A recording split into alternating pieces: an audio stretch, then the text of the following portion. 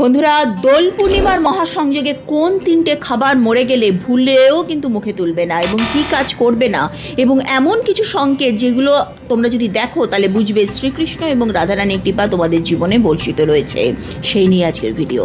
দোল পূর্ণিমার রাতে লবণ, দুধ, চাল, দই এই চারটে সাদা জিনিস বাস্তুশাস্ত্র মতে কাউকে দান করা অত্যন্ত অশুভ মানা হয়।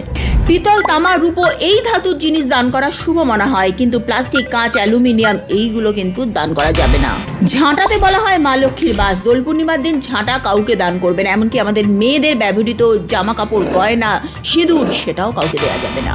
দোল পূর্ণিমার আগে তিনটে টিকটিকি একসাথে দেখতে পেলে অত্যন্ত শুভ মানা হয়। বাড়িতে যদি কোনো বানর আসে খাবারের জন্য বা কোনো গরু যদি এসে খাবারের জন্য দাঁড়িয়ে যায়, বুঝবে অত্যন্ত শুভ সংকেত। সবচেয়ে শেষে যে শুভ সংকেত তা বলবো, পুজো করার সময় তোমার কি মনে হয় দেবতা তোমার দিকে তাকিয়ে হাসছে বা তোমাদের চোখ দিয়ে জল বেরিয়ে আসছে? আমাকে প্লিজ কমেন্ট করো তো। কালো পিঁপড়ে এই সময় বাড়িতে দেখা অত্যন্ত শুভ মানা হয় শাস্ত্র মতে। জয় শ্রীকৃষ্ণ, রাধে রাধে।